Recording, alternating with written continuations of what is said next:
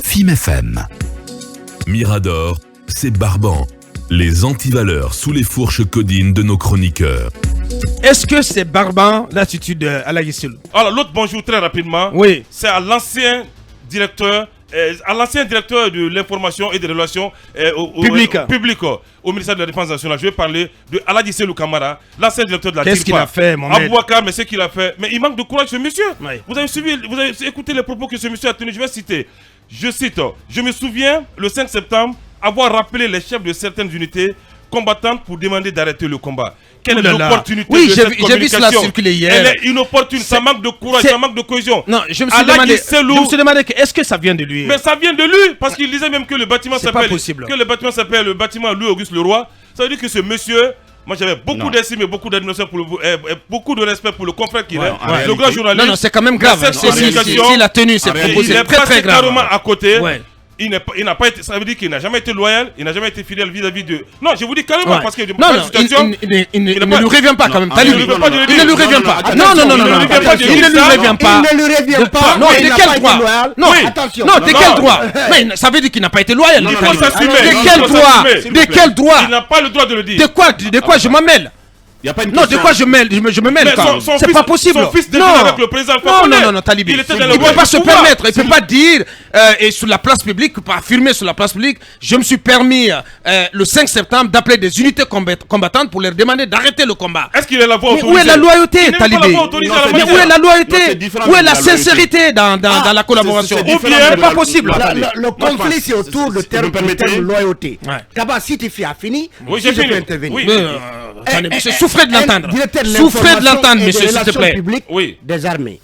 Ce n'est pas, absolument pas, à un directeur des relations publiques d'appeler des unités combattantes pour dire déposer les armes. Ça, on est d'accord.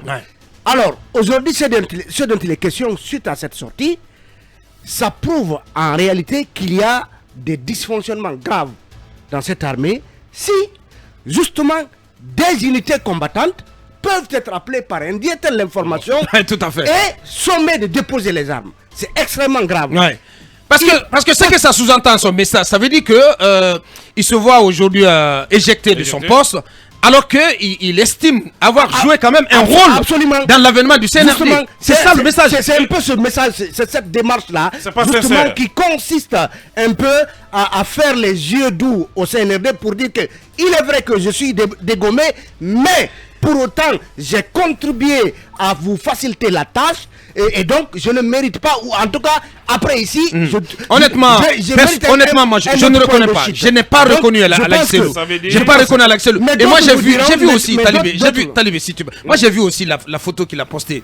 Cette photo où on le voit assis derrière son bureau et en face le colonel lorsqu'il était commandant du groupement. Mais tout ça s'appelle le matu vu. Je prouve à l'opinion publique. C'est pas possible à pour survivre à la chute du régime Alpha Condé, parce que cette photo dont vous avez parlé, ensuite vous vous rappelez plusieurs fois on l'a vu, en tout cas aux premières heures du CNRD, on l'a vu justement derrière le colonel. Je pense que c'est extrêmement grave si c'est de cette façon qu'il espère pouvoir donc se trouver un point de chute.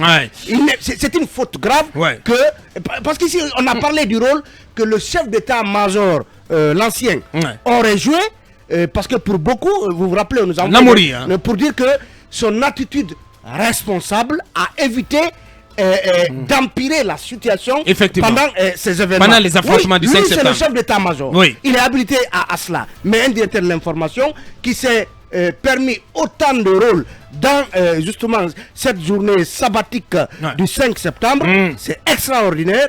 Et je me demande bien justement comment la junte, ou en tout cas l'armée, quand même va traiter cette intervention, parce qu'elle n'avait pas lieu d'être. C'est une sortie de piste. Je suis désolé on est désolé. C'est notre ami, on l'aime bien, mais franchement, il est sorti de piste. J'ai envie même de dire, s'il n'est pas membre de la branche civile de ce coup d'État, je me pose aujourd'hui des questions, parce que sa sortie, comme je le disais, elle était inopportune. Mais Aladji Selou a tout eu avec le régime précédent. La moindre des choses, c'était de se taire et faire la passation de service et vaguer à ses occupations. C'est un brillant journaliste, je rappelle. Tout à fait. Il pouvait continuer sa carrière, mais il est en train, là, il s'est mouillé, il est en train vraiment de ternir son image et sa carrière. On ne va plus le prendre au sérieux dans ce pays. Et même en présentant son image, il est bien installé derrière son bureau doré. Et le président Doumbia est assis en face de lui. Ça veut dire oui, à un certain moment. Lui aussi, je le recevais dans mon bureau. Il était sous mes ordres. Donc suivez mon regard. La photo en dit long et ce n'est pas le moment. C'est pas normal. En Guinée, malheureusement, comme je dis d'avocat, on ne s'assume pas dans ce pays. Nous ne sommes pas conséquents. C'est-à-dire, on vit au jour le jour, le pouvoir qui vient, on fait, entre guillemets, les lois de ce pouvoir. Parce que quand même, Alagui Solo, c'était quand même le bien-aimé du président Alpha Condé et du ministre d'État Mohamed Djane. Tout à fait. Je pense qu'à sa place, j'aurais été pressé de partir. Peut-être je donne la parole à Mamadou Dia qui quand même a connu ce brillant journaliste qui peut-être même l'a côtoyé dans la presse écrite à l'époque. Disons que Cellou, c'est... Un peu plus fort. Hein. Cellou, c'est mon frère. Ouais. Maintenant, par rapport à ce que vous dites, puisque je n'ai pas suivi, je n'ai pas d'infos là-dessus, mais c'est mon frère. C'est plus qu'un jumeau, quoi. Ouais. Seulement, quand il était aux affaires, vu que il était de l'autre côté du miroir, les rapports n'étaient pas aussi ça. Vous vous souvenez, c'est moi qui vous l'ai présenté la première fois à son hôtel où il résidait. Donc il ne prenait plus vos appels? Non, pas ça. C'est pas là la question. C'est pas là la question. Quel commentaire ça vous inspire, ces déclarations? Je me dis que il devait pas... C'est trop tôt de parler ainsi. Quoi. Bien. Moi, je vous sens très gêné aux entournures pour parler de l'homme. Allez-y, Mamadou Ouria, avant Akumba. Écoutez, c'est extrêmement grave. Ouais. Cela est symptomatique du grand désordre qu'il y aurait dans l'armée. Alors, je me pose la question, les milliards de dollars ou les centaines de millions de dollars des partenaires pour les réformes de l'armée et tout le reste, est-ce que ça a réussi? Parce que dans l'armée, il faut que chacun connaisse sa place. Comme on le dit, l'armée, ce n'est pas l'armoire. Ouais. Mais en ce moment-là, ça devient plus que de l'armoire, là. Parce que, effectivement, si un civil, fut-il le responsable de communication de la DIRPA, peut appeler au moment où il y a des assauts, des unités combattantes. Il y a un combat pour donner des ordres, en disant arrêtez le combat, déposez les armes.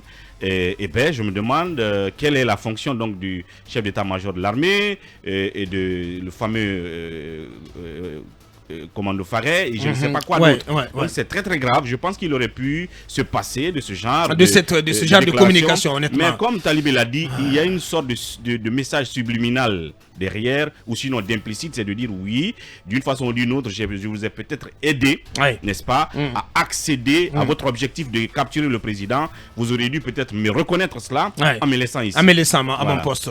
Dommage pour Alagui Selo, donc. Si tu permets, je voudrais préciser rapidement, même le jour du coup, le chef d'état-major des armées, Namouri Kamara, a été appelé par un ministre de la République en fonction, mais il a simplement raccroché au nez. Ouais. C'est une confidence qu'il veut faire. Il a raccroché au nez. Le ministre a insisté, il a rappelé. Il a dit non, je vous reviens, monsieur le ministre. Et après, le téléphone était fermé. Ça veut dire qu'il y a beaucoup de choses qui n'ont pas été dites. Il y a beaucoup de non-dits. Dans cette affaire. Non-dits en ce qui concerne cette journée du 5 septembre 2021. Donc, peut-être c'est que moi je demanderais à la 30 secondes, en 10 secondes. Parce qu'il était là et il a été journaliste. Peut-être que c'est de nous faire un livre. Justement, c'est ce qu'on attendait. Et pour nous faire des confidences. Merci. Sur la journée du 5 Allez, septembre. on fait la pause info et puis on revient pour continuer cette émission. Bonjour d'abord, cabinet. Bonjour. Bonjour. Merci de nous rejoindre. Merci beaucoup. Bienvenue. Allez-y, Akumba. Moi, j'aimerais exister. Exister, c'est douter. J'aimerais que la cellule, s'il nous écoute, qu'il nous appelle pour nous dire oui, il a tenu ses propos, ou non, qu'il n'en est pas du tout responsable de tels propos.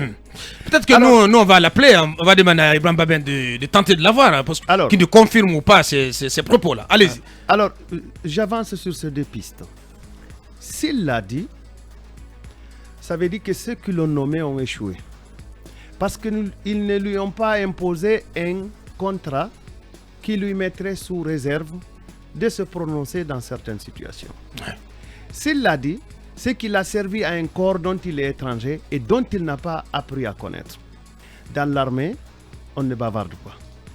S'il l'a dit, c'est que et lui et ceux qui ont fait sa promotion n'ont pas intégré que l'ordre est la première loi du ciel, même si dans l'armée, on n'est pas obligé de respecter un ordre manifestement illégal. S'il l'a dit, c'est qu'il n'a pas compris son travail. Il n'a pas su bien garder les vaches avant d'occuper son bureau. Et ça pourrait être extrêmement grave. Mais s'il l'a dit, c'est qu'on sent qu'il a un potentiel de commandement du point de vue philosophie politique. Et ce potentiel de commandement s'appelle tout simplement l'insubordination. S'il l'a dit, il mérite des poursuites. Parce que ce n'est pas lui le commandant en chef des forces armées. Ce n'était pas non plus M. Mohamed Diané, qui était ministre de la Défense, qui était le commandant en chef des forces armées. Ouais, mais qui était cloîtré chez lui, hein. En tout cas, selon nos informations, complètement injoignable aussi, le 5 septembre. Complètement. Je vais vous dire une chose. Dommage, hein. M. Diané devrait nous écrire ses mémoires pour que nous comprenions qu'est-ce qui s'est passé sous Alpha Condé, sous le régime d'Alpha Condé. Il devrait être si gentil pour partager cela avec nous parce que je pense qu'il a beaucoup à nous dire. Mais vous savez que dans l'administration guinéenne, les esprits ternes sont les favoris pour les honneurs et pour les postes. Ça se vérifie et ça continuera à se vérifier. Mais je pense aussi que M. Aladji Sellou devrait impérativement clarifier les choses. En tout cas, à sa place, moi, à Kumba, j'aurais clarifié les choses. Et je ne me serais pas permis, après un long séjour au milieu de l'armée, de faire de telles déclarations. Merci Akumba. Allez-y, cabinet, ça vous inspire forcément un mot. Oui, c'est d'abord l'opportunité de tenir des propos comme ça en public. Je pense que à la place du grand frère Aladji Sellou, moi si toutefois j'ai fait ceci, je m'aurais tué là-dessus parce que à quoi cela devrait servir aujourd'hui de faire une telle révélation. Exactement, il passe plus pour quelqu'un qui a trahi d'une certaine façon Alpha Condé, parce que c'est ce qui prend forme dans l'opinion. Et comme l'a dit Akumba, je pense que ce serait hyper important qu'il nous dise pourquoi il l'a dit, quelle en était l'opportunité. Et pour quelqu'un comme Aladji Sellou, quelqu'un d'assez intelligent, il y a sûrement une raison pour laquelle il a tenu ces propos-là. Encore une fois, je crois que, de mon point de vue, il n'était pas opportun de divulguer des propos comme ça, si toutefois il a effectivement fait cela. Dommage. Et Alex Sellou, donc, qui a été joint par notre réalisateur, et dit qu'il n'a pas été prévenu de son interview. Pas du tout content ce matin de nous, franchement, ce qu'on apprend. Allez, on poursuit notre émission.